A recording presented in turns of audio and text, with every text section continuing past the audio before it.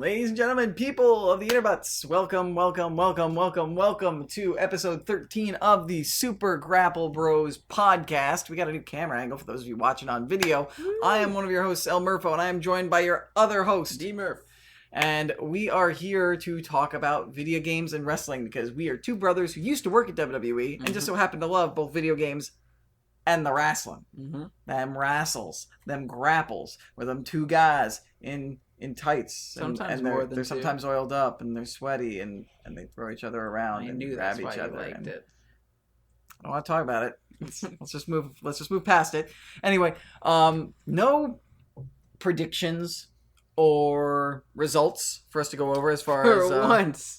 Yeah, for like the first time in like a month and a half because these rapid fire pay-per-views have been killing us. So we actually get to do a quick run through. This might be a short podcast, short episode. We get to do a quick run through of the week that was in wrestling. Hello, Unstoppable. Thank you for coming in. How's it going, buddy. man? How you doing? And we will be doing our video game news, which we've actually got quite a bit to cover this week. Yeah, we got a good amount. But anyway, I'm going to also I want to mention you guys might notice that we are full screen right now. I do not have a controller in my hands. We are not going to be doing WWE 2K17 Universe mode this week. At least we ended up forgetting to do it because we got so caught up in the Money in the Bank conversation last week, and we found that it was a lot easier for us to communicate and get the stream ready and stay focused on the conversation and the topic at hand if we were just focusing on the discussion and not having to play Universe mode. So we are trying out an experiment. We're going to do this episode without Universe mode. However, if you guys enjoyed Universe mode that much and you really want to see us play 2K17 Universe mode while we do the podcast, let us know in the comments on YouTube. You can write us at supergrapplebros@gmail.com. You can mention to it for us in the chat on Twitch. And if there is enough of a demand from those of you who watch and listen to us to bring back Universe mode, we will bring it back. But we wanted to experiment with just pure conversation in this episode. And we're going to kick things off by going into Monday Night Raw discussion, which I'm going to hand over to you. Monday Night Raw was pretty interesting this week. One thing we'll jump into right away, because I feel like it's the main thing to talk about with Raw nowadays, which I was kind of with, was the segments with Samoa Joe and Brock Lesnar. You're on them? Have you watched it? I watched the brawl they had last week. I didn't see the one this week, but I heard that he almost serial killer style threatened like Heyman that he was going to choke him out and everything, and that drew Lesnar out, and he attacked Lesnar from behind and choked Lesnar. It looked like he almost choked Lesnar out, and people had to pull Joe off of Lesnar, and that sounded amazing. Well, basically, then I'll get into my view of it in a minute. What basically happened was they did a promo backstage with with Heyman and an interviewer who was talking to him, and then Joe kind of came up behind Heyman and put his arm around his neck and was like, "This isn't for you. This is for your client. When he gets here, I'm going to be giving this to him, blah, blah, blah." And then later on in the night, Heyman came to the ring, started talking bad about Samoa Joe, talking about how his client was here and that his client was ready to face Samoa Joe and take him to Suplex City and everything. And then it was while Lesnar was in the middle of his entrance, Joe kind of came out, grabbed him as best he could in the coquina clutch, and Lesnar actually during it twice slammed him into like the screen behind them. And they kept saying like, Joe's gonna pass out, Lesnar's gonna pass out, Lesnar's gonna pass out. And the closest he got to it was one knee, in which, granted, his face was incredibly red, but I also looked at that as, well, that's Lesnar 5 seconds into any match that he's in. But he went down to a knee, and I can understand it. It just, but I don't know. It's kind of it seems like they're going more with a storyline of Samoa Joe is just taking all the cheap shots he could get and not really willing to go face to face with Lesnar so much, because it's, as was pointed out by Heyman, when they did the brawl last week, it was started by them in the middle of the ring together, and Joe just headbutted Lesnar out of nowhere. And Heyman even talked later on in that about how a lot of this is, my client is ready to face Samoa Joe, but Samoa Joe just keeps taking cheap shots. Well, that's part of Samoa Joe's character. Samoa Joe is an ass kicker, but he's also an ass kicker who will take every opportunity to kick somebody's ass, whether they're looking at you and straight in the eye or not. Yeah. So that fits to Joe's character and who he's been even since he was in NXT. I mean, look at what he did on his first night in NXT. He beat the crap out of CJ Parker, R.I.P. in peace, and then when Sami Zayn had his back turned, he demolished him because he wanted the NXT Championship. You're thinking of Kevin Owens. Oh, that's right. Damn it. I confuse Samoa Joe and Kevin Owens so much. No, it's understandable. No, but I mean, it just kind of bothers me because it's... like, Joe turned on Balor. Like, well, and also, if it's Joe, now that I'm remembering this correctly, and I feel horrible for getting this wrong, I'm remembering correctly, like, Joe came into NXT, and he tried doing things the fair way, looking people in the eye, challenging them to the match, but Finn Balor never gave him his title match. William Regal wouldn't give it to him, so he reached a breaking point, and that's when he started like attacking people from behind and just getting what he wanted by just underhanded tactics. I understand that, and it's not Samoa Joe that I'm upset with the situation. It's the fact that, you know, Brock Lesnar, they've been building up so much since he's come back to WWE, and they did that whole thing with him and Goldberg at WrestleMania and everything. And he's getting hit with all these cheap shots and not able to do anything. He's supposed to be this big monster guy, and he keeps getting hit by cheap shots. The point. They're trying to build up Samoa Joe as a threat. Yeah. They're elevating Samoa Joe by showing that what Joe is doing to Lesnar is actually affecting Lesnar. You know, Joe, the man who destroyed Goldberg, who conquered the streak, who demolishes people who he faces. So it's a way of building up Joe. And Joe can brawl and get intense. And also, like I said, it adds this layer of, like, Joe's, like, sick and twisted kind of thing of, like, he knows how to push people's buttons and manipulate them. And, like, he knows their pressure points in order to get what he wants. And what he wants to do is he wants to get into Lesnar's mind. He's trying to be psychological about this. He's trying to make Lesnar doubt his ability of being a conqueror by getting sneak attacks in on him, by choking him, by headbutting him out of nowhere, by going toe-to-toe, looking him in the face and brawling with him and still pulling himself away from people on the roster when they're trying to pull him and Lesnar apart. He's trying to intimidate Brock Lesnar, and he's successfully intimidating Paul Heyman, which is working, and it looks like, and he's making Lesnar look like he might not be prepared for this, or he might not go down. And like you said, Lesnar doesn't exactly look weak because Lesnar never passed out. He only dropped to one knee. He slammed Joe into the entrance, the screen twice. Like, so I don't see this as hurting Lesnar because you don't see Lesnar fully going down and passing out like would probably happen to anybody else that Joe did this to. True. And at the same time, it still looks like the conqueror, the unbeatable, like, conqueror who, like, shrugs off pretty much everything unless you're, like, a WWE Hall of Famer or Roman Reigns. He actually, like, showed that, like, Joe's attacks were, like, were affecting him physically. I mean, it also, I'm getting a vibe with how it's been lately that it might be not exactly that, but I mean, I'm getting a feeling that there's no way Samoa Joe's walking out with the title, and getting a feeling of, well, you know, Samoa Joe's been getting the upper hand on Lesnar, but that's because he's been doing it when, you know, Lesnar's back is turned and stuff like that, and it's giving me a feeling that writing, WWE Creative, may be like, all right, well, now we're at the pay-per-view. All right, Joe, you're going to get attacked by Lesnar. He's going to drive you into the corner. You're going to try and fight back. And then Lesnar is going to eventually get you in a German suplex. And that's basically going to be the majority of the matches. Lesnar beating him up, him getting some shots in every now and then. But I feel like it's going to be more Lesnar. If it turns out like that, then the writers failed this angle. Exactly. But I'm saying I'm getting nervous. The thing is it looks great. The angle looks great right now. What they need to do is they need to pull it off. They need to pull off the actual match now.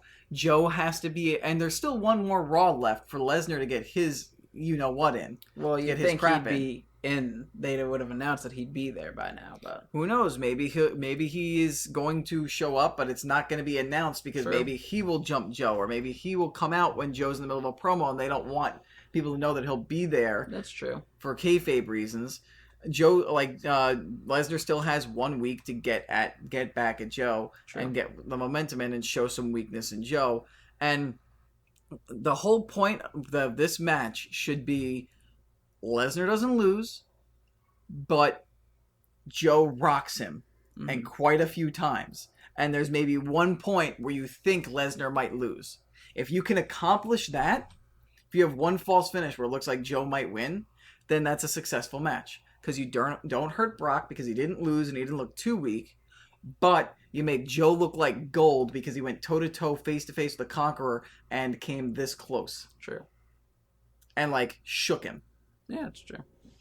Another thing that happened was a very interesting segment that I liked between Roman Reigns and Braun Strowman. I didn't like the beginning of it because the beginning of it was Roman Reigns talking and him saying that. Although I did actually think about it, I did kind of like it because he started off with going to talk and people started booing him. He goes, "You may like this." And then he talks about how he's been getting beat up by Braun Strowman and people cheer. And he goes, "See, I told you. If you'd give me a minute." And he just says, like, he accepts Braun Strowman's challenge and then goes to start talking trash about Strowman. Then an ambulance backs into the arena. And he goes up and opens it up. No one's in there. And then Braun Strowman comes from behind, starts attacking him. Roman Reigns starts to get a little bit of a comeback and goes to hit the Superman punch. And Strowman just grabs him by his vest and throws him off the stage into the side of the ambulance, and then throws him in the ambulance, closes the door, and the ambulance drives off while he does his whole I'm thing. curious to see who I'm curious to see if they decide to actually make the ambulance driver a character. I saw that brought up. It's like, who is this person just driving Braun Strowman around in an ambulance? Yeah. What's up, Cam? What's up, Cam? Big Stupid. We'll get right back to Strowman and Roman, which rhymes. In just a sec, 'cause I've got a theory on something. Okay. But first of all, Big Stupid, his prediction is that Joe's gonna go for the Kikita clutch, and Lesnar's gonna turn around into an F5, 1-2-3 match over. I don't think it's gonna be that simple. I think they may let Joe kick out of one F5. Yeah, I think they'll do Doubtful, something like he'll get an F5 but and Joe Joe is get his foot on the rope or something. Joe is definitely gonna lock in the Kokita clutch at one point, and I think maybe what will happen is it will look like, it'll be an interesting finish, and this would accomplish exactly what I wanted. Like, what if Joe gets the Kokita clutch in, and like Lesnar reaches the ropes, but Joe pulls him off, and Lesnar actually like goes down, and then it looks like 1, 2. Or they start to like shake his arm like for the knockout thing, and it actually like comes up. Lesnar fights back, and maybe Joe like jumps onto Lesnar's back to lock it in. Joe goes down to one knee, comes up, and then just deadlifts him onto his shoulders. F5, 1, 2, 3. I think that's a successful. I was thinking something ending. very similar, where it would basically be like, he gets on his back, and Lesnar like slams him into the corner once. Joe's still on, comes back, slams him again, comes forward, he's still on, slams him a third time, he's on, and as Lesnar comes forward from the corner, he grabs Joe's leg and lifts him up from there, and then does the F5. Yeah. So very similar thing, but yeah. Yeah. Yes, Big Stupid. I think I like your idea for an ending. I think it would be better if Joe has it locked in, because it looks like the story of that match has been Joe is going to lock it in and win with it locked in. So I think it'd be better if he just reversed it and deadlifted Joe onto his shoulders and did it, because not only is that an interesting finish kind of out of nowhere, and it makes you think that Joe's going to win, and then it suddenly he isn't going to win, but it also emphasizes the sheer strength and power and intensity of Brock Lesnar to be able to deadlift a man as big as Samoa Joe from a sleeper hold position behind him onto his shoulders to hit his finisher. Yeah, true. Anyway, back to the Roman Strowman thing. I actually have a theory as to why Roman had his promo. What was it, a week? It was last week where he announced he was number one contender, right? Or was it 2 weeks ago? Last week? You want to know why? Because they want Roman to get a reaction. No, because they want Roman to get a big reaction, and they knew Strowman was coming back, and they wanted Strowman to get a big reaction. They want a lot of people invested in this match. And if they knew that it was going to be Roman Strowman, writers were probably thinking to themselves, we can go ahead and have Roman come out and just announce that he's number one contender. You want to know why? Because all like the kids who are big fans of him, or fans will be like, yeah, he should be number one contender. They don't need an explanation or a reason. Because, like, think of it back in the Attitude Era when we used to watch superstars who just declared they were number one contender after, like, a number one contenders match or something. We were like, yeah, we like that guy, so we're happy with it. meanwhile, they know that all the people who already hate Roman will hate Roman even more and will want Strowman to kick the living crap out of him even more because of what he's doing and because it's like, what the hell? I mean, granted, I think it's just bad writing and not so much his character being an a-hole, but that was just my theory on like why they might have made the decision that they made with Roman in that promo. That's true. Well, I'm talking about the promo this week, but I mean, well, that's if I remember correctly, that's pretty much all that happened between the two of them this week. I may be mistaken, but I'm not complaining. That was it. Let's see. What else did they have? Enzo and Cass had a great friggin' promo. You know what? I was kind of hoping with that promo for the story to go in a slightly different angle than they did. And you know what I was hoping for with that? What? You know what? You're right. We have to give it a try. You know, we are brothers. They stick together for a little while. People still kind of booing Cass because of that. Keys? Yeah, basically. Now Keys. And they go. And after this whole thing with the Hardys and Sheamus and Cesaro is done, Enzo and Cass get a shot. And they end up losing. And it's Enzo that ends up getting the loss. And then Big Cass either does a turn on him or he goes and just like lets off on him like on the microphone like, I told you, I'm sick of this. You're the one holding me down. And they could even have gone into an angle of like, okay, well, they stay together. But Enzo kind of takes a back seat and acts more of as a manager for Cass while Cass tries to go for a singles title or something. Or just have Cass just destroy Enzo after that and then go on for a singles That would have competition. been... It would have been an interesting way to continue the storyline, but... like I said, I was starting to hope a little bit of that, but I'm fine with the way the storyline's going, though. I wonder if they're going to have a match at Great Balls of Fire, though. That would have been a good way to keep them both face and break up the tag team and keep Enzo as a good mouthpiece. It would have been for Enzo to be like, them to like yell at each other, and Enzo be like, you know what, you're right.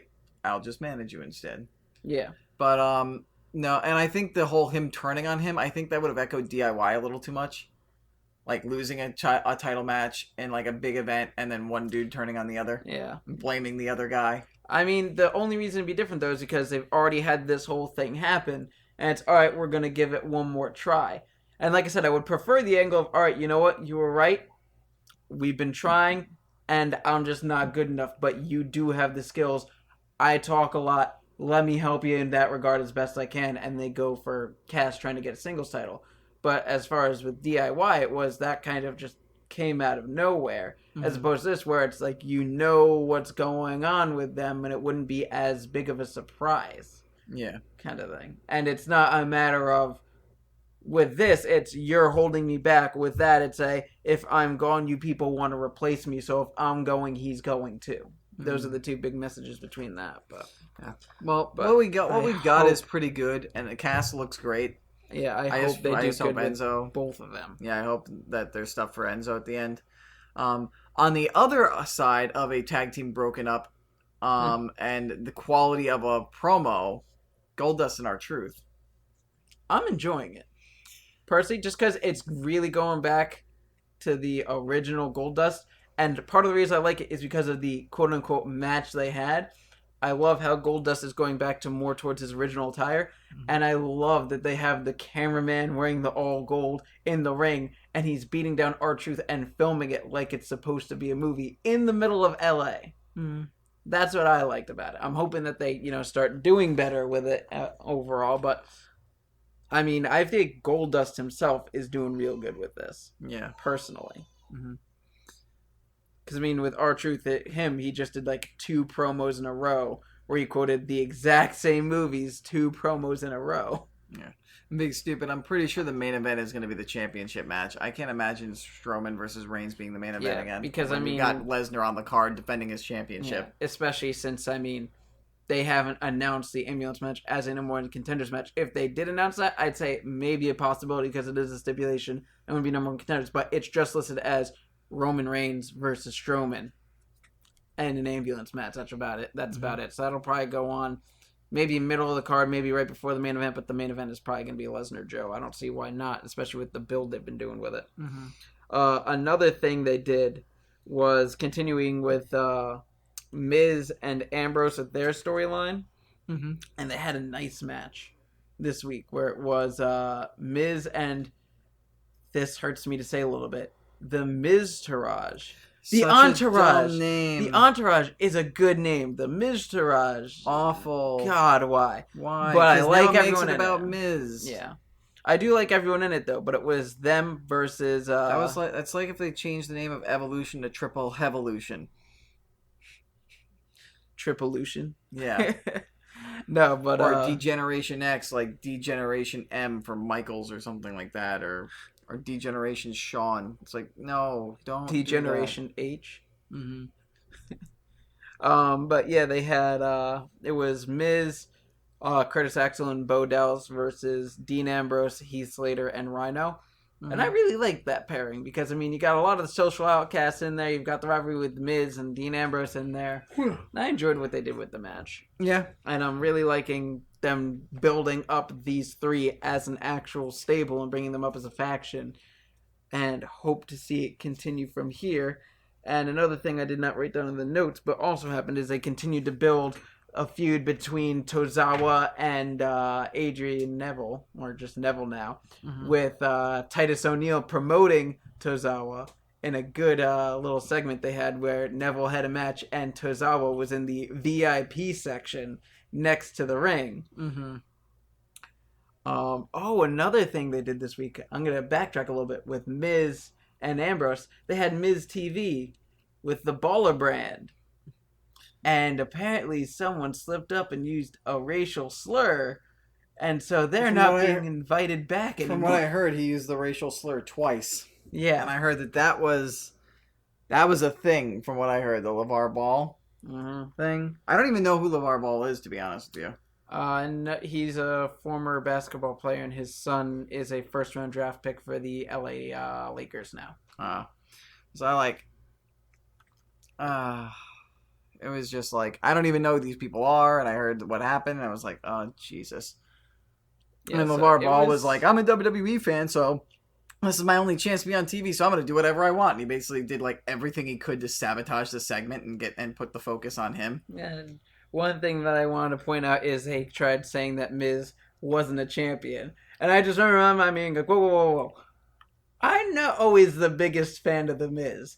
But you're saying that to someone who literally has a championship around his shoulder. Not only that, but also someone who literally beat John Cena, the biggest name for this era of WWE, in the company for the WWE Championship in the main event of WrestleMania. Like, you're telling that person that they're not a champion. Like, if you could choose anyone else on the roster, it may have been slightly better. But of all the people to say to probably the most successful person on the roster right now, doesn't really make sense. But yeah, anyway, but yeah, they did the whole thing with Tozawa and Neville. One thing I will say that doesn't make any sense to me about that Tozawa bit, though. What? He works for the company. Everybody knows he works for the company. Everybody knows. Most people, in wrestling fans, know that the Cruiserweight Classic guys, just because they don't have a match there, doesn't mean that like they're not there. And like, if you're Titus O'Neil and you're trying to show off Tozawa, why would you have him in the VIP section of the place that he works? Take for example, I know that like because the Titus section. No, but I'm saying say that like we're in MMA, and I know that these two guys are on completely different levels of popularity and prominence in their respective businesses. But that's like if there was a battle between two like middleweight MMA fighters, and you decided to, because I believe he's in the middleweight class. I might be wrong because my UFC is a little weak. And you have Conor McGregor sitting in the front row, and it's like, but why? He works there because he didn't have a match that night. But he works there. Why would he be sitting in the front row when he can be backstage? He wasn't or in the watching front row. on the cameras. Was next to the ring in his own section that Titus O'Neil like did a purple rope for and everything. And then he partially did that because after the match he came out and announced that I went in the back and talked with management and we're getting Tozawa versus Neville for the Cruiserweight Championship. Mm-hmm. Big Stu, but I wasn't saying that his dad had no problem getting on TV. I said that this is his own. That he was a big WWE fan, and this was only a chance to be on WWE Raw. So he was going to take it. So that's why he did whatever the hell he wanted. Yeah. But I kind of like where it's going, especially since I like how they're going with the angle of Titus O'Neil trying to bring the Titus brand, or he changed it to something else now this week. I forget what. Like, Titus International or something like that. How he's trying to bring it international by bringing in a Japanese superstar into it.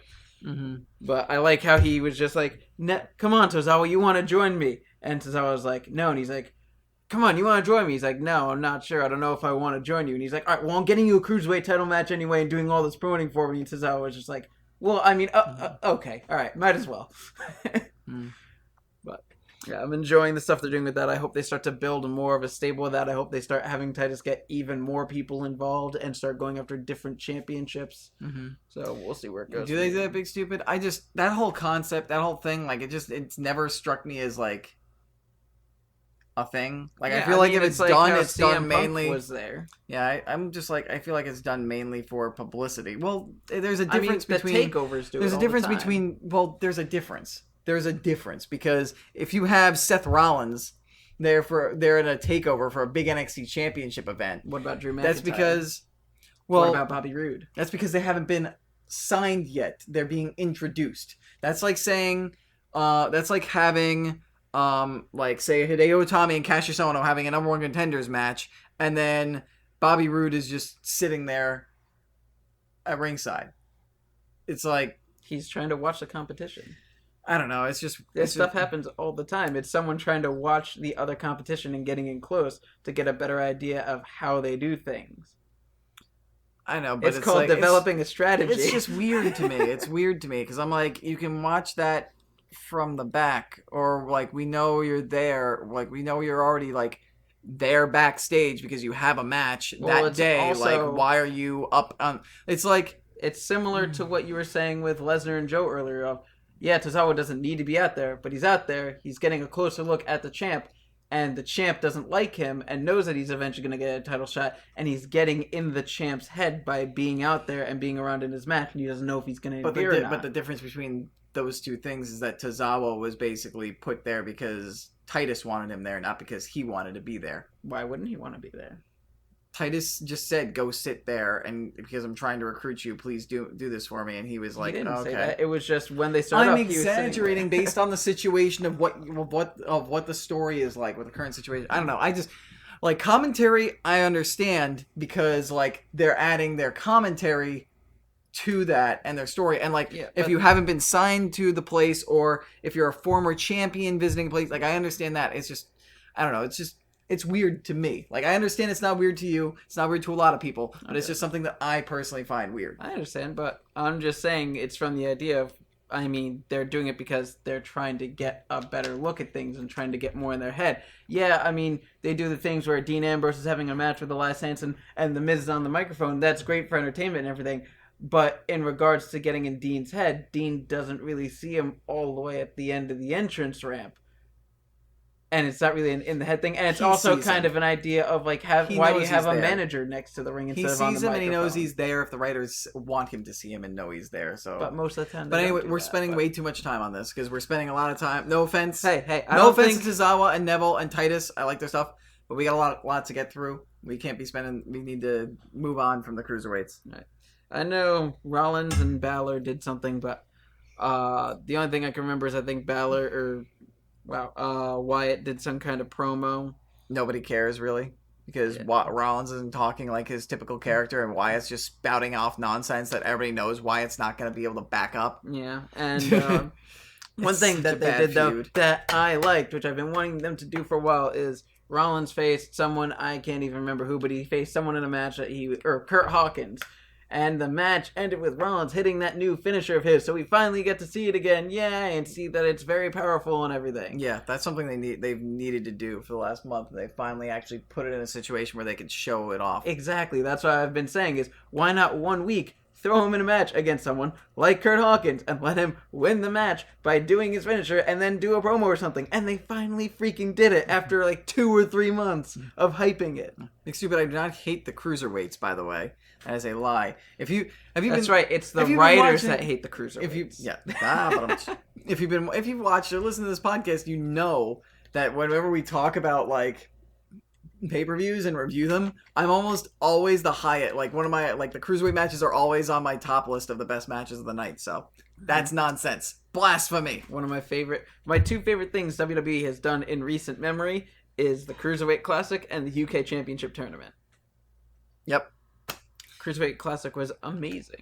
All right. Well, let's wrap up Raw. But yeah, so we got to see Kurt Hawkins get laid out by Rollins, and it was a type of match where it was, as you described, they should do it, where Hawkins got a jump on Rollins, was beating him for a while. Rollins hit just a couple of his signature moves, and then hit that finisher, and he was out and pinned him. Mm-hmm.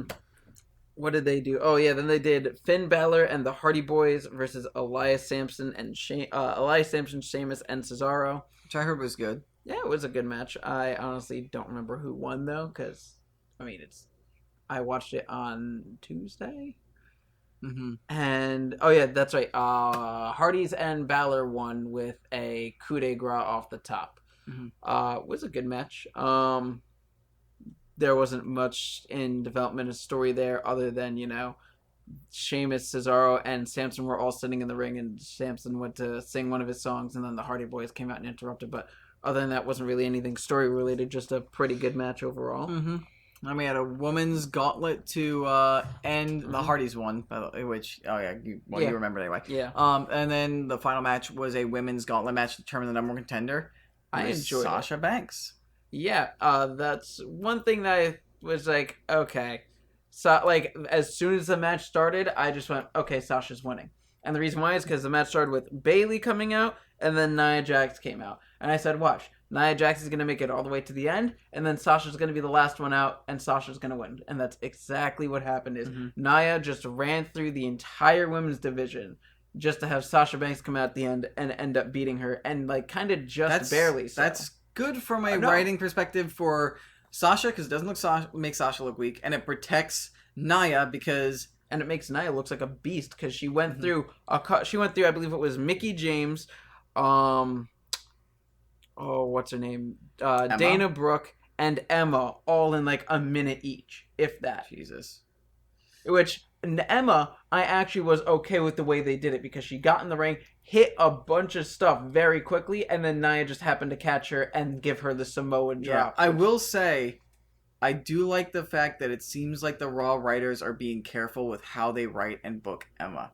And it seems like they may finally be giving Emma a chance to actually do something. I'm guessing because after she SummerSlam. was great in her first NXT run.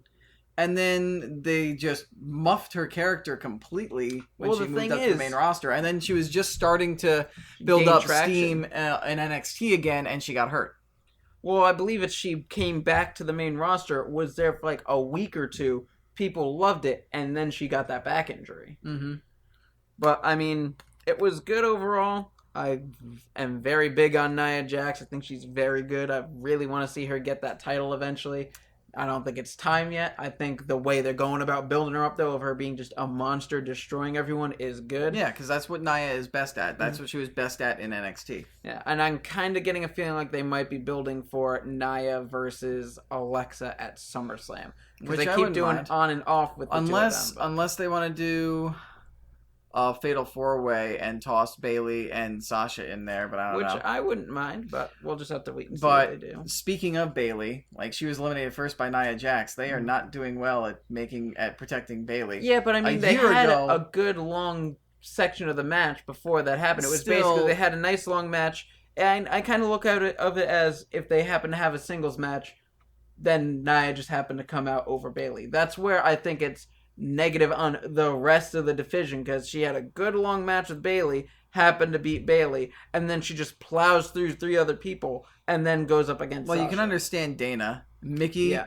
Dana, maybe not, because Mickey's kind of a legend, and she's a several-time former women's trying champion. to build up Emma, but Dana I understand. Yeah, Dana's the only one I really understood. Bayley, just I feel like remember last year when Bailey came before she even like debuted, when she came out in that tag match and everybody People were went going nuts. crazy. Yeah.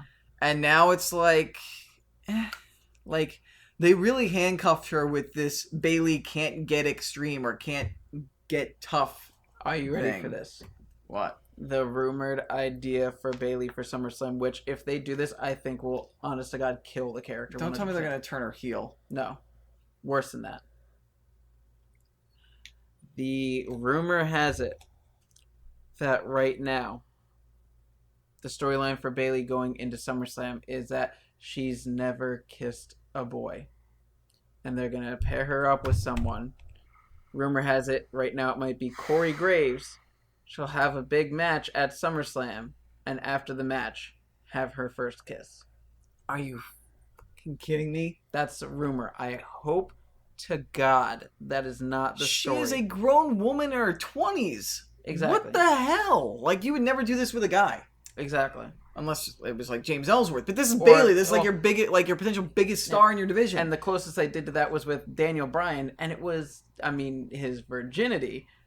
Which and that is was more also horrible. It was horrible. It's more excusable though than, oh, this person is in their early to mid 20s, is a big name superstar in WWE and has literally never been kissed. Yeah. And I mean, a lot of people have seen WWE 24. We know that out of kayfabe she has a boyfriend who she's been seeing for a long time. Yep. So we know that's an absolute goddamn lie. Plus, Bailey's an attractive woman in her 20s. You know that she has kissed a guy before. Mm-hmm. Like, I'm not even talking about, like, had sex. Kissed. We know that she has at least kissed a boy before. Like, that is a horrible... Why? Why are you doing this to, like, who could potentially be the female equivalent to John Cena? Yeah, that's what they were all saying before they brought her up to the main roster, but...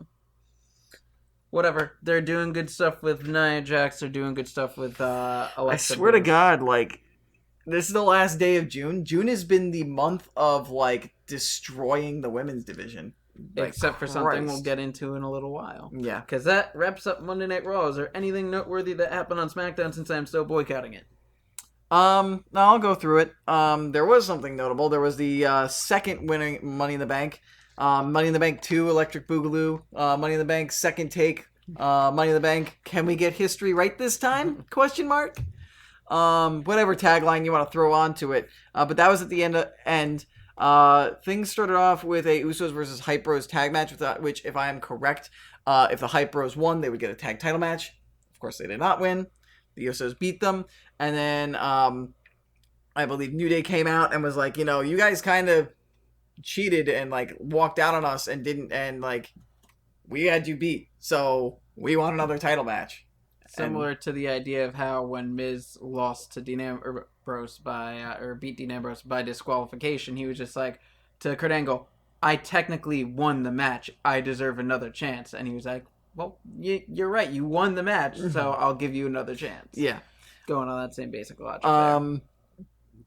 Then we had Naomi versus Lana.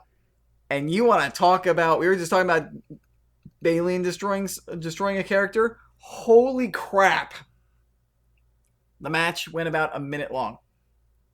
Really? Lana, this is how the match happened. Lana jumped Naomi from behind, beat her down, hit her finisher. Naomi kicked at it too. Lana picked up Naomi. Naomi knocked her down, hit a split-legged moonsault from the corner, which is, I guess, her new finisher, pinned Lana and won. Match. So here's my hope now. Now that they're done with this whole Money in the Bank shenanigans, and now that they've just done that with Lana, we're going to say, bye-bye, Lana. Not being fired or anything, but you're going to NXT and have her do stuff in NXT to build her up, to build up her in-ring skill and everything. She can't go to NXT right now.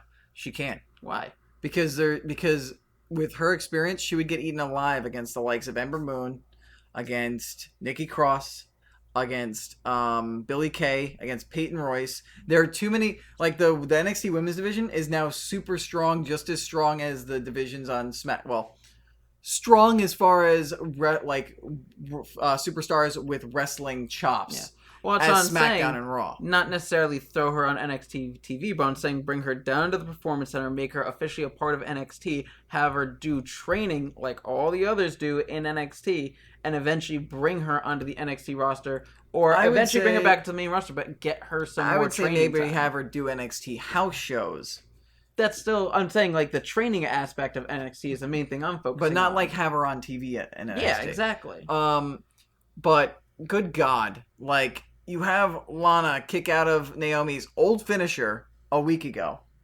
And then you have Naomi, after she jumps Naomi, kick out of her finisher like it's nothing. Like, this is not how you build a superstar. Exactly. This is not, like, if you want her to do the dirty things and jump somebody, I mean, it makes Naomi look good because you just shrugged off a rookie like it was nothing. But it's like, if you spent, like, I have no problem with the outcome. What my issue is you've spent weeks and weeks of vignettes teasing us that Lana is coming in this new persona and that she's going to be kind of like a new, like the same person but a new person. And then you have her get stomped by the women's champion in her first 2 matches. I feel like just stomped. I mean, this is going to be kind of a weird comparison, but you know what this is reminding me of a little bit? What? John Morrison and Melina. Yeah. Because look what they're doing to Lana. What are they doing with Rusev? They had him do a couple of things on TV of literally like a regular home, like camcorder video of him saying that if he doesn't get a title shot at Money in the Bank, he's not going to come to SmackDown. That's the last we've heard of him on TV. Now they're doing this with Lana. It reminds me of how WWE got upset with Melina. Mm-hmm. They started treating her bad. And John Morrison was affected as a result. He was affected. Because he was dating Melina. The one thing that was good about it for him is he was in a few WWE title matches at the time, but it was built in a way where he's definitely not going to win. He was just thrown in as extra flavor to make the match better. And then not long after that, he was gone.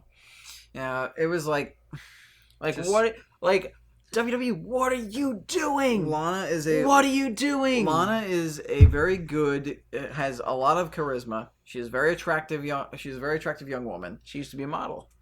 Yeah. So. Yeah. And Rusev is amazing in the ring, and he's got a great shtick. He's got charisma, like maybe not amazing top tier charisma, but he's got the wrestling chops. He's got a good character.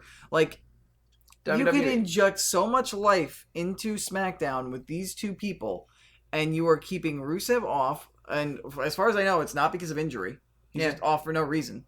Yeah. And you just built up Lana to just get stomped. Here's one thing I want to say quickly. Why? Hey, WWE, I doubt you're paying attention to this, but in case you happen to be paying attention to this for whatever reason, I will end my boycott of SmackDown Live if you bring back Rusev and Luke Harper and actually do something with them. Luke Harper did come back. Are they actually doing something with him? He had a match last week against Jinder Mahal and lost. That's something. And he actually put up a fight, and and I know it's Jinder Mahal, but he is the WWE World Heavyweight Champion. Well, what I mean by that is stories. Have them invested in the show. Have them be key parts of the show. Mm-hmm. Not just like, oh, we're going to bring him back. He'll do a match. He'll put up a good fight, but he'll still lose. And then we're going to have him off TV for another week. Have them back and doing stuff every week. And I will come back to SmackDown Live. Mm-hmm. Hi, Shadow4329. How you doing? Hey, bud. Yeah, but it's just SmackDown. I remember when SmackDown was the better brand. And it has just not been as such for a while now. Yep. Orton and Jinder Mahal did stuff. And speaking of, you want to talk about stuff of note, it's a bad thing of note. We're getting a Punjabi prison match. Yeah, there are people saying there's a rumor that this is going to happen, blah, blah, blah. And here's something I want to point out about that, actually, which makes me feel slightly better about this. Are you ready for this? Mm-hmm. Did you hear what Kayfabe News did? What did they do? After that match was announced, they posted on their Facebook and Twitter and everything. We called this 5 years ago, posting an article that they made 5 years ago of WWE brings back Jinder Mahal simply so they can bring back Punjabi prison match. Kayfabe News called it. When WWE writers are taking story ideas from Kayfabe News, I'm sure they're not taking story I understand, ideas. But still. This isn't a put enough monkeys in a room with typewriters and you get Shakespeare kind of thing. It's one of the worst match stipulations in history. There's only been 2 matches. Two Punjabi prison matches. They've both been bad. Granted, Randy Orton and Jinder Mahal are not massive guys, like, say, Batista, Great Khali, Undertaker, those guys. So maybe they'll be able to put on the best Punjabi prison match ever. But that's like saying, hey, don't worry. If you try and put in a little effort and get a C, that's great. It'll be your best test ever because you've gotten nothing but Fs before. It's ridiculous. Or like people have only gotten Fs on this test. So if you get a D, good for you. You have the best grade, even though it's still a D. But we'll see. I mean, I want us to remain optimistic that maybe they can put it together and maybe it'll be good. But just the thought of a Punjabi prison match just makes me facepalm. I may skip Battleground. No, I'll watch Battleground. No, I know it's a joke. But... No, I'm not gonna skip pay-per-view. Right, let's move on so we can get to the good then stuff. we got Baron Corbin versus Sami Zayn, which Sami Zayn, actually Maria and Mike Kanellis came out to do their whole shtick. Like it started off almost like the same shtick that they had at Money in the Bank, and then Sami Zayn interrupted them, and like he came out and he didn't realize they were doing their thing. It was almost as if he heard his music and just went and he turned around and was like, "Oh, I didn't know you were going through something. I'm sorry." So people are thinking maybe Sami Zayn is gonna have a rivalry with Mike Kanellis. I wouldn't be surprised if something happened like next week. Which they attack him or something. They have to be very, very careful with that rivalry. Because don't let Sammy lose and hurt him, because he should be exactly where he is, if not on the rise. But you also can't let Mike Kanellis really lose that bad, because you got to protect him because he's the new guy and you want to make him look good. So it's like going to be really tricky. But anyway, Sammy ended up having a match with Corbin. As to be expected, Corbin won. He's got the briefcase. The briefcase holder should get booked over. I'm expecting for sometime soon to see Corbin start dropping off more and more off of TV, seeing him less and less, so that way when he does cash in, it'll be a bit of a surprise. I don't know if they'll drop him off TV. I'm not saying completely, but I'm saying like not as focused on as other storylines. And then the final thing was the Take 2 of Women's Money in the Bank ladder match. Daniel Bryan banned James Ellsworth, not from the ring, but from the arena. And Ellsworth came back. They teased him trying to win the match again for Carmella, which is what they should have done in the first place, but Becky Lynch dumped him. No, you got it right the first time. And then Alexa Bliss, I believe she used Who? Or sorry, not Alexa Bliss, Carmella. Okay. Used a foreign object or something like that to knock Becky off, went up and got it herself and won the briefcase. Which is how it's I didn't get to catch the whole match. From what I heard, there was a lot more action. It's basically what the Money in the Bank match the first time should have been. Though I gotta say this, terrible booking again, because when you look at it in a vacuum, what did Daniel Bryan do? He took control of everything. No, what did Daniel Bryan do at the beginning of the show? What did I just say that Daniel Bryan did? He banned James Ellsworth from the arena. And what did James Ellsworth do? What Dean Ambrose does every time Dean Ambrose is banned from the arena. Yeah, but here's the thing. James Ellsworth. But here's the thing. James Ellsworth is Carmella's valet. Yep. And tried to help Carmella when he was banned. So technically, Daniel Bryan could come out next week and be like, "You broke the friggin' rules again. I'm stripping you again."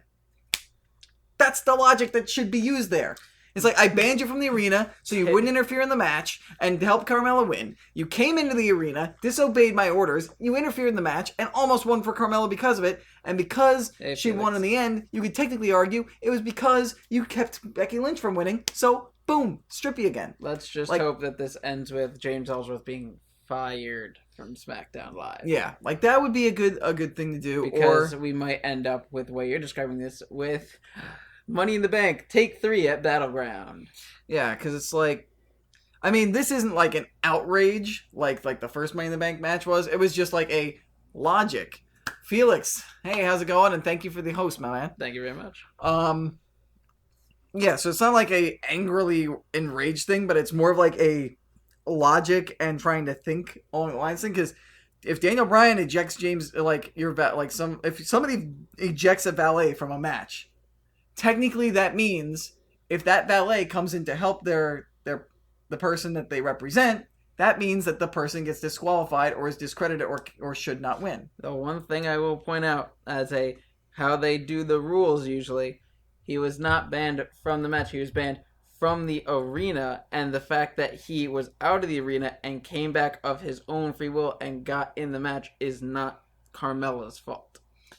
Which they could argue, and then Ellsworth needs to be punished, but they also need to show that by Carmella getting like upset with Ellsworth and being like, you could have cost me the Money in the Bank briefcase again. And hopefully it gets to Ellsworth being off TV. I don't think they will do that, though. I think they will just act like there was nothing wrong. Yeah. Because, it's also, once again, a matter of people were a very big stickler about you have to climb the ladder and grab the briefcase, which this time it's an argument of, well, you banned him from the arena, but I still did what the rules state, which is I have to climb the ladder and grab the briefcase. I'm just saying that Carmella has more of an argument to hold on Yeah, she has more of a leg to stand on this time. But I'm just saying, it's a logical gap. And it was like, if you were going to do that with Ellsworth, don't ban him from the arena, because then that gives people a reason to ask for it to be stripped again. Can we get to the good stuff with women's division already? You can go ahead. That's the end. That is it for SmackDown Live. We will switch over to NXT now. With NXT, we started off this week with a match that I was kind of upset with because it was the Velveteen Dream versus Ho Ho Loon from the Cruiserweight Classic. You remember Ho Ho Loon? Yeah, he's back. And then it was, oh no, poor Ho Ho. He traveled all the way from China. Why? I'm assuming he just got demolished and destroyed. He did a little bit, but it was mostly him getting beaten by Velveteen. Oh, God. But, yeah, that happened. Poor Ho Ho. I just feel bad because I really liked him in the Cruiserweight Classic. It's, hey, he's back. Oh, wait. No. Please don't. Please don't. You did it. Poor Ho Ho. Mm-hmm. He spent all that money on a...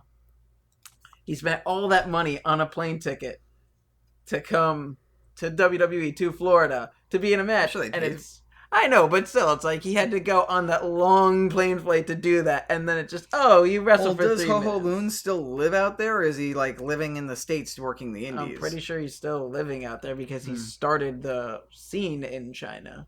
Yeah, well, maybe they paid him well to come out. Yeah, maybe. Maybe they covered for his airfare if they flew him all the way out here, or maybe he was in the U.S. for other shows on a trip or on a tour, and maybe he isn't actually joining, but we'll see. And then we had next Hideo Itami versus what's his name, Oni Lorcan, in which during that match, it started off with Lorcan just coming out and hitting Itami with a nasty European uppercut that looked like it broke his nose, and the match was ended early, and Itami went to the back, and then Lorcan went to the back, and then we went to a scene in the back where William Regal was talking with the Authors of Pain, Paul Ellering, and Heavy Machinery, and announced that in 2 weeks' time, not next week, but the week after, we will get Heavy Machinery versus the Authors of Pain for the NXT Tag Team titles. By the way, who was it who called it in saying that, or made the claim that Heavy Machinery would challenge the Authors of Pain next after DIY? Who was that? Both of us, because the claim that I made is, do I think they're going to get a tag team title shot? Yes. Do I think they're going to win it from the Authors of Pain? No. No, I could have sworn you didn't think that Heavy Machinery was ready and was going to get the next title shot. I said I don't think they're ready to win the titles. And I was actually going to bring up who predicted that they're going to get a tag team title match and lose, and that the people who are actually going to beat Authors of Pain are going to be TM61. I hope it's TM61. That's because I love TM61. It better be TM61. You were saying that you could see Heavy Machinery winning. There's a ready-made story there for TM61. Exactly. Maybe Heavy Machinery will lose, and like the Authors of Pain will start getting ready to kick the crap out of Heavy Machinery afterwards, and then TM61's music hits, and they come down to make the save, and then we've got our angle going into TakeOver Brooklyn 3. But yeah, I think they're gonna lose the match. But I'm sure they will. It's pretty much what we both predicted of. They're gonna get a title shot, but I was saying, like, can I see them getting a title shot next since TM61 isn't even around? Yeah. Do I see them winning that? No, I don't see them winning the NXT tag titles. But then again, there's a lot of people who haven't won or any titles in NXT and have gone on to do good things, so can only hope better things happen for them. And then right after that, Itami came back out to the ring and called Lorcan back out with his nose all plugged up and everything. And they had one hell of a match, just beating the crap out of each other. And I liked the end of the match because it looked like Lorcan had tweaked his knee and the ref was checking on him. And Itami actually went over to him and like offered his hand to help him up. And he knocked Itami's hand away. And Itami was like, all right then, grabbed him, picked him up, GTS, pinned him. So I liked how it was like, you could see he's starting to control his anger a little bit more. But it was, he's trying to. He gave him a chance to, call off the match. He gave him a chance to help him up and have a legitimate fight. And he didn't take the offer. So you're just like, all right, fine, then I'm just going to beat you. Mm-hmm. And then after that match ended, Hideo Itami called out Cassius Ohno. Cassius Ohno came to the ring. They started talking not on mics, and it looked like they were about to start a conversation. And then Alexander Wolf and Killian Dane came down to the ring and assaulted the two of them. And Alexander Wolf did a promo.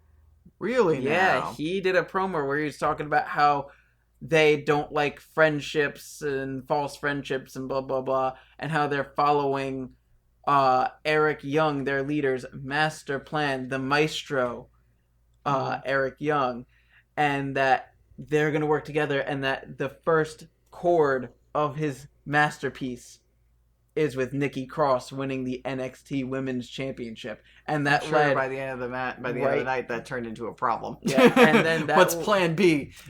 But that just led right into like Nikki Cross yelling at the two of them to get out of the ring, so that way she could get started with her match.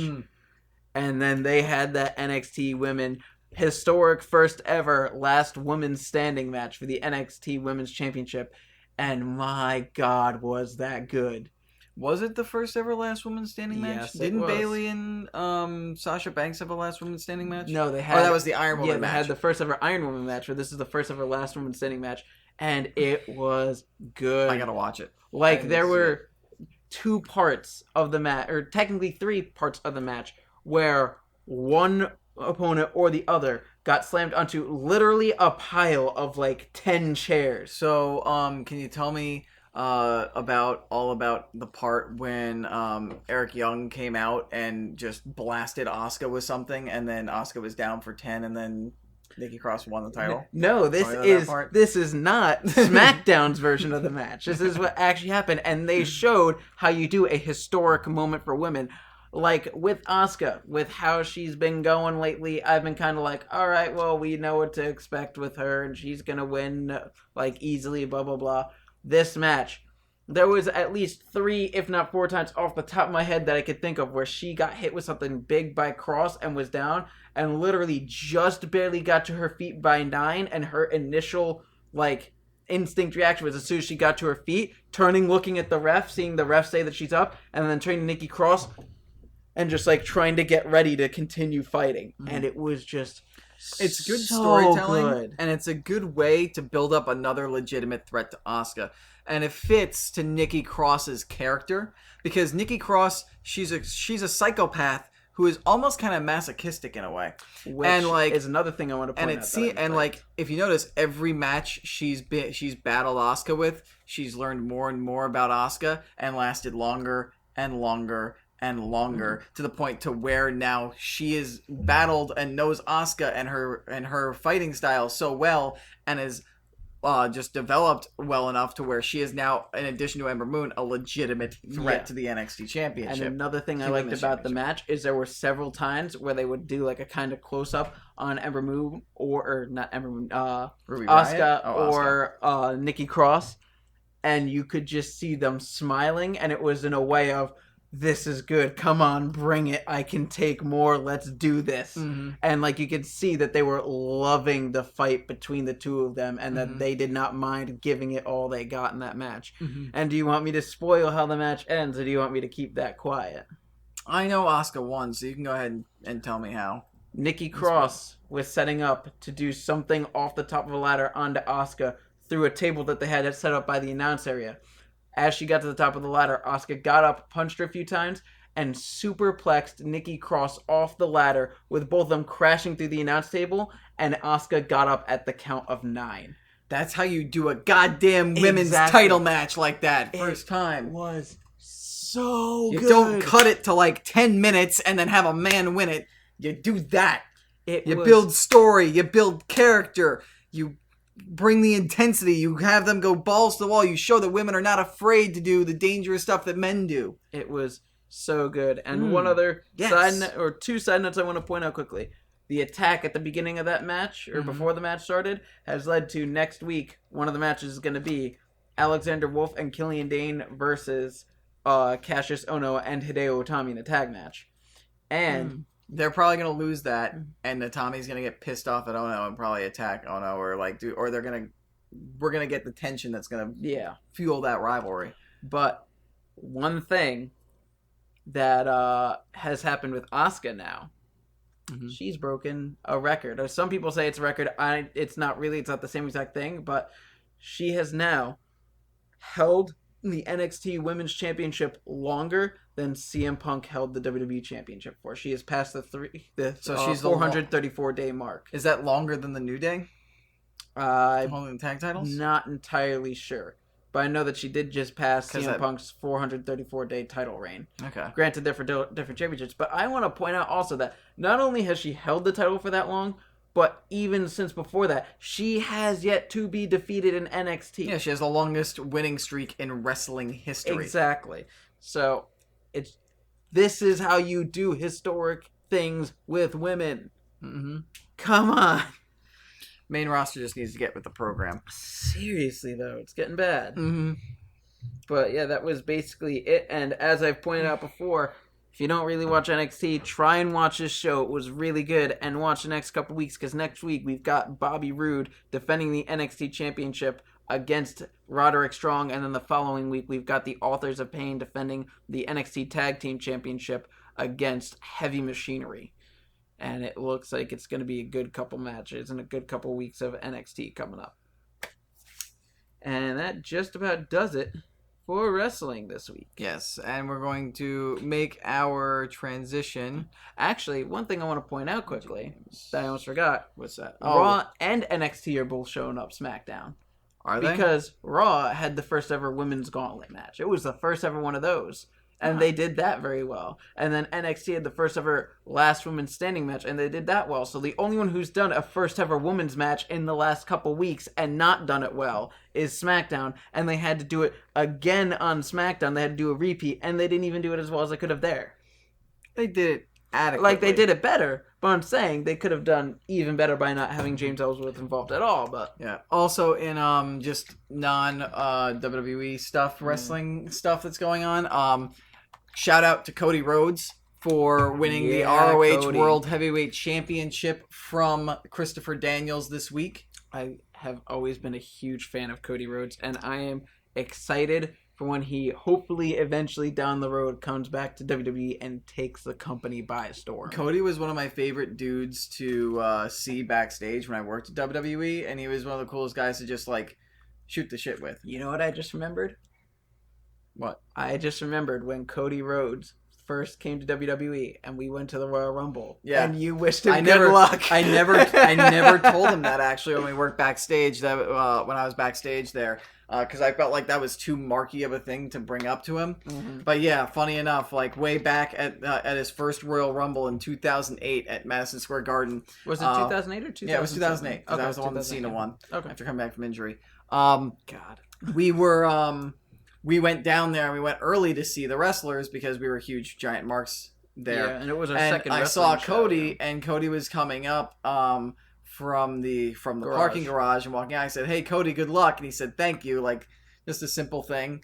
And I know, like, being on the other end of that, you probably don't even realize who said it. You just acknowledge it and keep going. Yeah. And then sure enough, like, 8 years later 7-8 years later, I'm backstage hanging out with Cody Rhodes, like helping to make up down videos and whatnot. It's just, you never know where life's going to take you sometimes. Yeah. But congrats to Cody. Well deserved, well earned. I wish him great guy. Even more success, especially with the Bullet Club. And I hope it culminates in him going back to WWE and actually being able to be Cody Rhodes, be the American Nightmare, and be able to reach the main event scene. Yes, and hold that. I wanted to hold that. I've been wanting that for years now. I'm still upset that they did not give him the Money in the Bank briefcase over Sandow. I was happy that Sandow wouldn't get, but I wanted Cody that much more. Yeah. But... And then the other piece of news is if you're over the age of 18, I cannot stress that enough because this is not PG. The Netflix came out with a new show known as Glow, which Gorgeous Ladies of Wrestling. Yeah, stands for Gorgeous Ladies of Wrestling. It's a show set in the 1980s during the big wrestling boom from WrestleMania and the Hulk Hogan days. And it's about a bunch of like misfit actresses and whatnot, basically getting not even realizing it, but getting like casted to form this like female wrestling organization in Los Angeles. And they have this director who basically was like a director in the 70s who directed like snuffy, cheesy, like borderline pornographic or shock porn, almost like Grindhouse. Not sort of Grindhouse, but like cheesy kind of like exploitation almost sort of films in the 70s. Like, I didn't as their director, their producer, and their producer is like this rich kid of this this canned food tycoon who just wants to do something, and he thinks wrestling's a good idea, so he just throws money at it. Okay. So it's very interesting, very entertaining. They do have cameos from wrestlers. John Morrison's in the first episode. In the third episode, you get to see Brodus Clay, and I believe it was Carlito. I can't remember, but I know Carlito's in 2 episodes. Joey Ryan's there. Alex Riley, A-Rai is there. There's a couple other wrestlers and superstars there. And actually, one of the main cast members is Karma, Awesome Kong. Oh, nice. Yeah. And you will not know. You'll like if now that I've told you, you will know who she is. But if I didn't tell you, you wouldn't recognize her. Because she's not in her full-on like braids and everything, and with her hair not tied back and actually down in like all 80s style and everything, you really can't tell that it's her. Right. But Awesome Kong is in the main cast, and she actually does really good. She's actually one of the better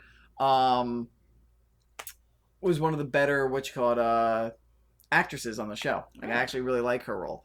So it's very entertaining. I decided to try to watch an episode of it last night, and I ended up accidentally binge watching the first 4 episodes and being like, crap, it's really late, I need to go to bed. I plan on like plowing through the rest of the season soon. There's just 1 season. Each episode is about 40 minutes long, and there's 10 episodes. Oh, very nice. So if you get a chance and you are of age, because it's not PG by far, go watch Glow. It's entertaining. It's got wrestlers. It's about wrestling.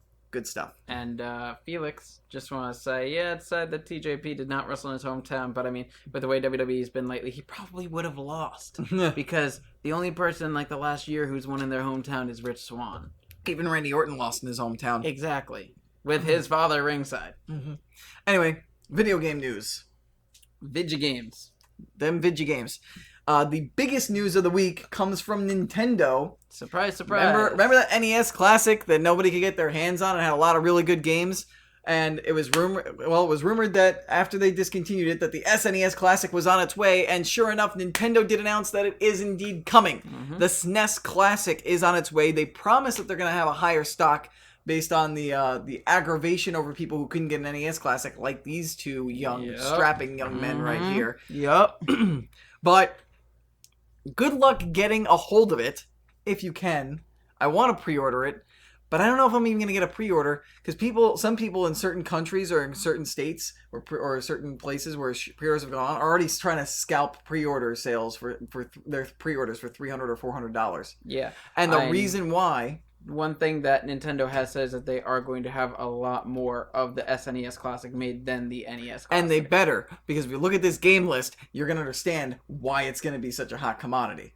It has Super Mario World, the original Mario Kart, A Legend of Zelda: A Link to the Past. I'm going to look back at Super Metroid.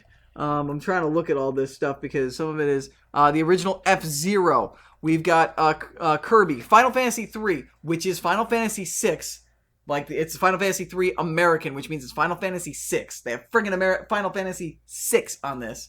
Earthbound is on there. Star Fox, the original Star Fox, and the previously canceled, but now finally coming into being, Star Fox 2 is going to be on there. Which the development team actually just recently went out for drinks to celebrate the game's final release.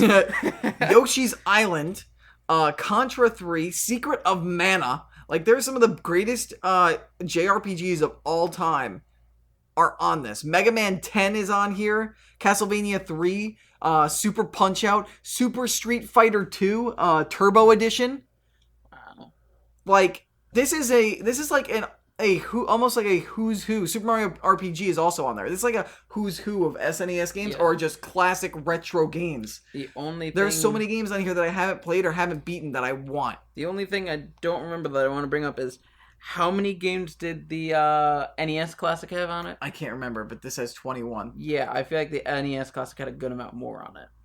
But, might have been, but you're getting quality. Yeah, you are still getting very good quality games. I'm just saying that. That's the one thing is, it's a little bit more expensive. I believe, like, what, $10 more or something than the NES Classic was? It's $79.99, I believe. Yeah, and I thought the NES Classic I'm double checking on the article right now. Yeah, it was $79.99. I got it right here.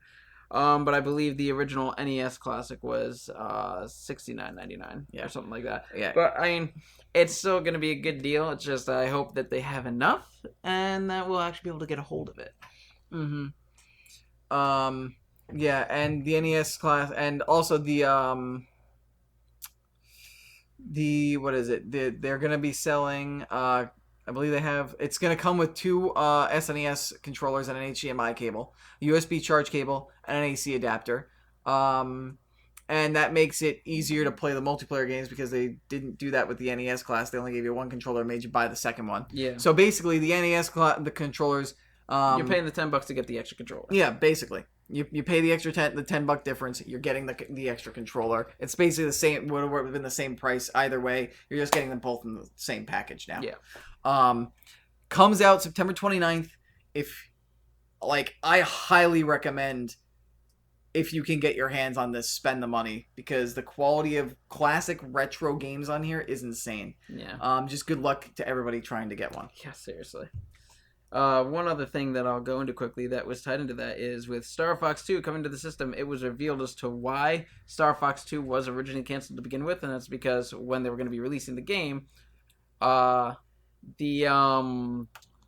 it called? The original PlayStation and the Sega Saturn had come out, and they were doing better than Nintendo thought it would in Japan, and so they didn't want to take their quote old gen 3D game and put it up against the quote new gen 3D at the time, so that's why they had canceled the game. Yes.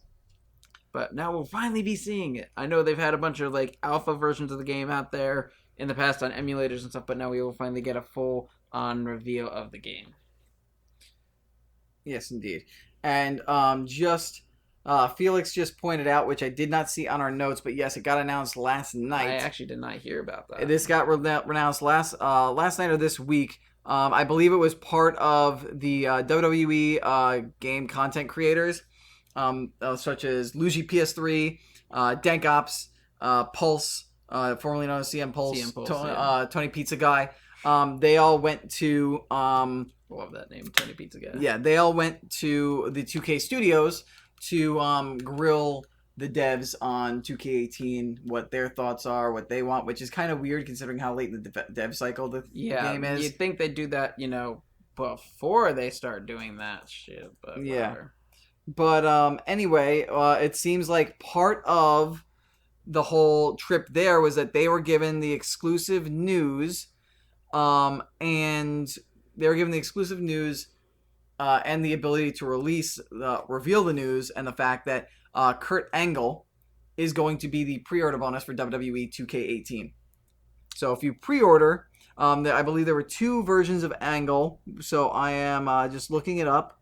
Angle, one with hair, one without hair? I don't know. Let me see.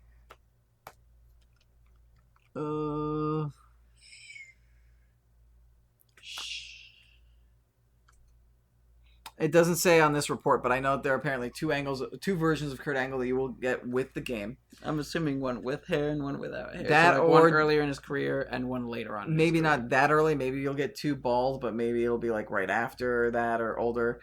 Because I saw a thumbnail that one of the content creators was showing. I didn't get to look at the video, but it was two images of Kurt Angle, but both were him bald.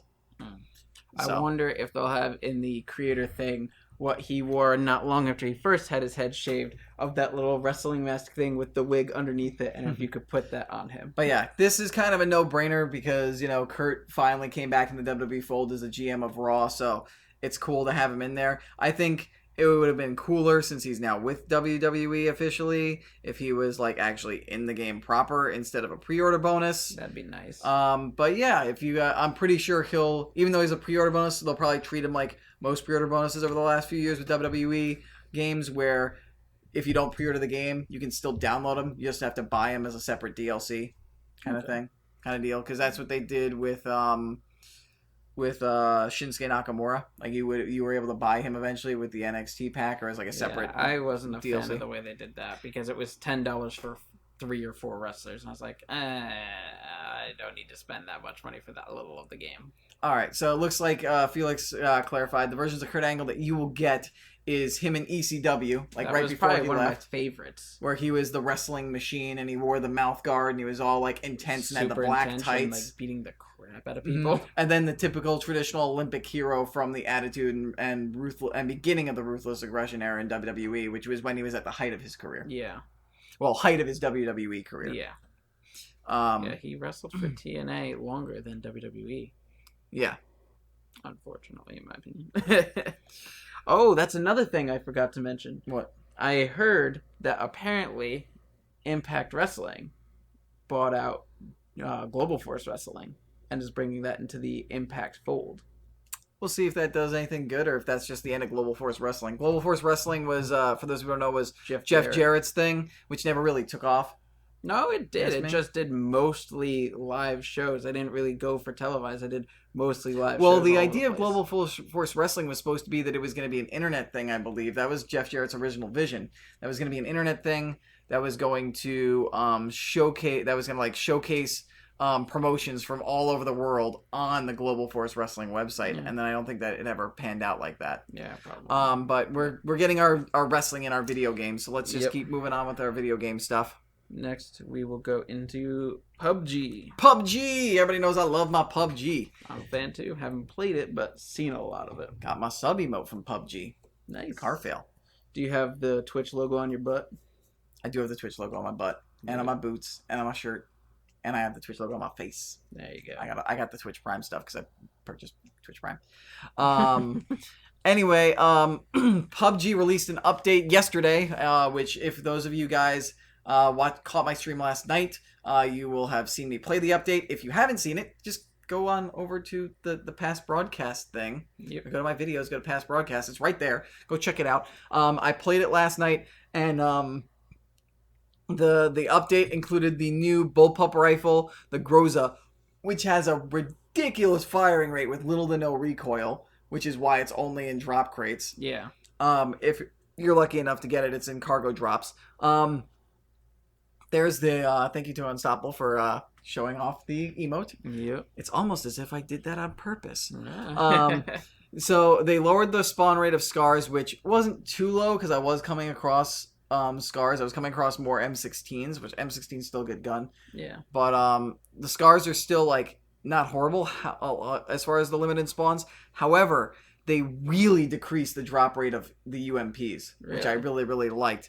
I only came across, I played for like 4 or 5 hours last night in solos and duos games, and I only came across 3 umps. Wow. 3 or 4 umps. So that's like an ump an hour. I came across them twice in the military tunnels, which are supposed to drop high-end military stuff. The bunker? And then, the bunker. And then 1 or 2, and then 1 or 2 in like houses over the course of 4 hours. Jesus. Whereas I came across one every single time, every single game, every single round last time, which sucks because that's my one of my favorite weapons to use. But they did improve the both the ump and the vector because in addition to a single fire mode and auto fire mode, they've added a burst fire mode. Nice. They also limited the amount of shacks. Like, there's still shacks in every single location with the one door. However, some shacks now are blown out or burned out. They have, like, no roof. the door is blasted open So it's not and really off. that good for cover. It's hollowed out. No, well, it's still good for cover. But I mean, like, to go in the building, because then you could just go around and... Well, no. All 4 walls are up, but the roof is blown off. So you can chuck a grenade into there now. Oh, okay. And there's no door to protect you.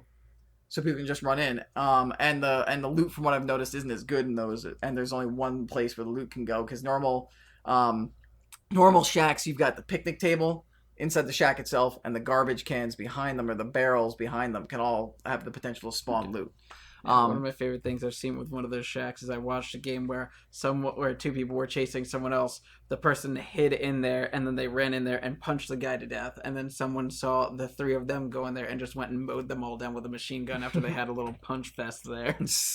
And again, also, I didn't really notice this as much because I was still having problems. Maybe it was decreased, but I didn't really notice that much. Was that low-level helmet spawns apparently were brought down as well? Yeah, they brought that down, but compensated by bringing up low-level body armor. Yeah, and they also increased the spawns of Uzis, which I noticed hardcore because I hate the micro Uzi, and I always found one, and I was like, no, I don't want this gun. I don't want it. They also seem to add more furniture to certain buildings. Okay. Like in some of the apartment buildings, I've noticed that some of the, like if you're coming from the staircase, like if you're going up the staircase to the floor and like the front of the buildings to the front of you, on the right, on some of the rooms to the right, that big open room, they will have couches in there now. Okay. And also I went into a 2-story building that has that kind of like open almost garage, but there's like a stairway and there are never cars in them. You know what I'm talking about? Yeah. I went up to the 2nd floor, and there was just a random table and 2 chairs right in front of the staircase to the 3rd floor to the roof access. Okay. And I had to jump over the table to get onto the stairs. So it's all cool. I'm saddened by the lack of the umps, but I'm just gotta roll with the punches, and I'm still decent with ARs. I mean, I still had fun last night. I got 2nd place or 3rd place with my buddy Edge last night in a duos game. We did well. I mean, it's still good. I mean, I think it's overall, I guess, good for the game because as much as I love the umps, they were kind of getting overused and they were a little OP. Yeah. They were one of the most powerful guns, so. I actually saw a video of someone coming in 1st place in the game, and it was chicken dinner. Yeah, it was really crazy, partially because of the fact that he was up against 5 other people and took out all of them like himself. It was crazy. Wow. We actually, when we came in 3rd place, we got killed by a single dude. Unfortunately. But that happens. It's easy to win a 1v2, but to win a 1v5 is pretty insane. Yeah. Okay, and now that we're done with the PUBG story, it is time for our weekly Overwatch news. Overwatch. I love that game so much. So apparently people have been digging through the crash reports on the PTR because they're testing the newest build of the game that's going to come out soon. And people have noticed that it has been labeled in the system as patch number or version number 1.13.0.0 Doomfist / Summer Games. In which word has been going around that they're going to be bringing Lucio Ball back soon because Lucio they're not Ball doing. Was fun. It's basically an Overwatch version of Rocket League. I loved it so much. I had so much fun, except for the glitch where you could become a different character. Because then it's you got a bunch of people, and then there's like a Reaper or Soldier 76 or something. Yeah, but people knew that Lucio Ball was going to be coming back soon, especially with the fact that they announced that they're not doing any new events for Overwatch, but they're going to be bringing back a bunch of old events and working on like new content for the game. And people have been hearing about Doomfist for a while, but this is really fueling the fires because, I mean, they have Doomfist listed in the patch, and it seems to be the next one that's coming out after the one that's currently out, so we could see it sooner rather than later. And I don't know if that's necessarily that Doomfist will be in at the same time as the Summer Games, or if it's just going to be in the same basic build of the game and he'll be released after the Summer Games event. But I will say it is interesting that they're doing the Summer Games when the Olympics actually isn't happening this year. And you've got the Winter Olympics happening in February of 2018.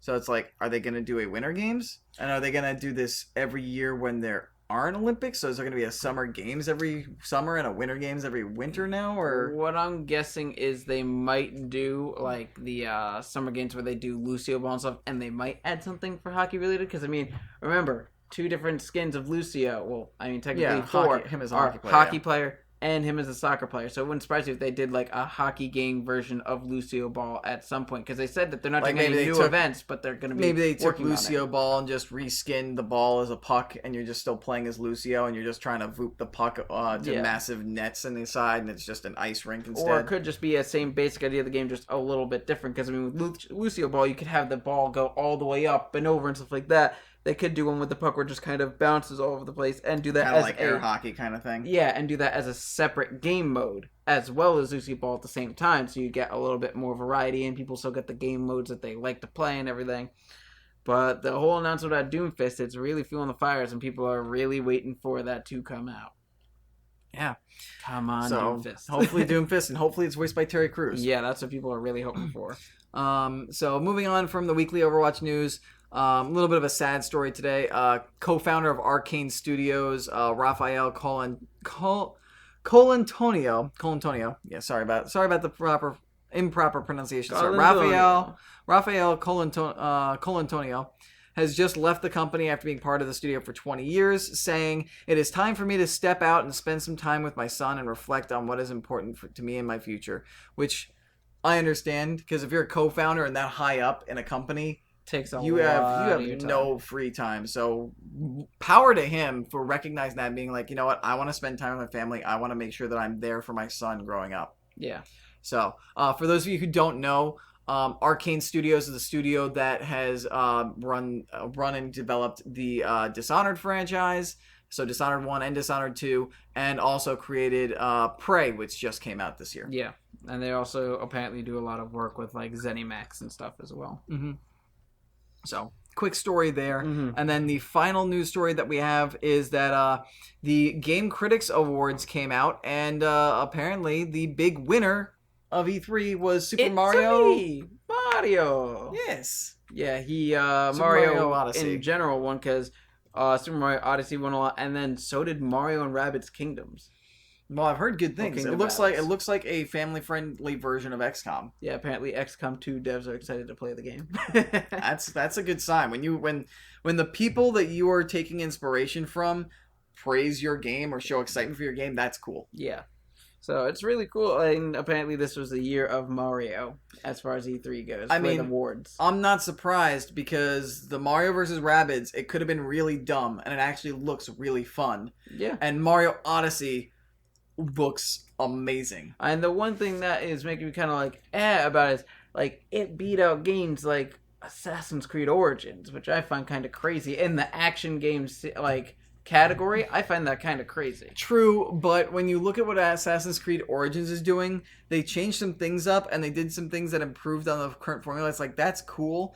But what Super Mario Odyssey has done is they have changed things that radically change the way you play a Mario game. True. Like, you throw a hat on something, and then you can be that thing, and it completely changes the way that you can play the game or solve puzzles. And then they've got that 2D implementation, which is a throwback, but also a brand new platforming mechanic, which again completely changes the way you platform and play a Mario game. Yeah, that is very true. So it's not the fact that Assassin's Creed Origins isn't good. It's just Mario Odyssey looks more innovative and revolutionary for its franchise and its main character or its brand than Origins is.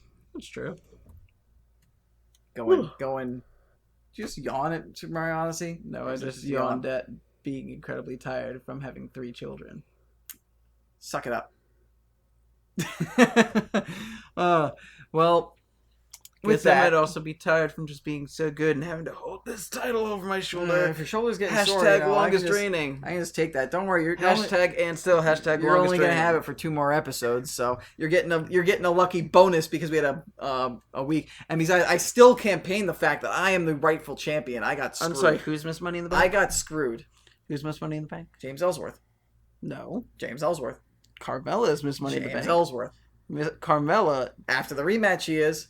Okay, well, if you can go on complaining about matches that never existed. No, that's different because this No. was a rematch, and that match didn't happen on the show. Yeah, but this is also different because your match is never, the match that we predicted never actually Ladies and took gentlemen, place. this has been episode 13 of the Super Grapple Bros podcast. Thank you so much for watching. Yep, we've got El Murpho and the champ DMurph here signing off. The current champ. Longest Soon to reigning. lose. Anyway, You can find us on Twitch live every single week at twitch.tv/L_Murpho. You can find us on YouTube via on demand, VOD, if you will, the VOD, at youtube.com/LMurphoReal. You can also catch the past broadcasts on Twitch if you go there, if you please, if you so fancy. You can also find us on both SoundCloud and iTunes at Super Grapple Bros. Please be sure to like, comment, share, and especially try to leave those iTunes ratings. They help us out. They help us get exposure and subscribe. Yeah, the more reviews we get, because the way iTunes works is you need a certain number of reviews for you to be actually visible for new people to find you. So if you leave reviews for us, more people will be able to find us. You guys will be, and for those of you who watch us live, that means there will probably be more people coming in the chat, more people joining in on the discussion with us. And then we could have more fun. Yeah, we can have more friends. Do not forget as well, if you have questions or maybe even topic suggestions or news stories that maybe we haven't heard about or anything you want us to discuss, really. No guarantee that we will select it, but we will certainly look at it and think about it, and we can potentially put it into the show and answer it. So be sure to send those over to supergrapplebros@gmail.com. Yep. And with all that self-plugging and promotion, unless there's anything else you would like to add. And still, longest training. Anyway, I have been El Murpho for DMurph. I'm not going to let him say goodbye because he's a jerk who is circumventing the system. Take care, guys. Champ. Have a good night. Peace. Or day, or whatever time you're having. May it be a good one. Take care. Deuces. Peace. Double deuces. From the champ. Peace. You're a jerk. Jerk, jerk. Shut up and sit down.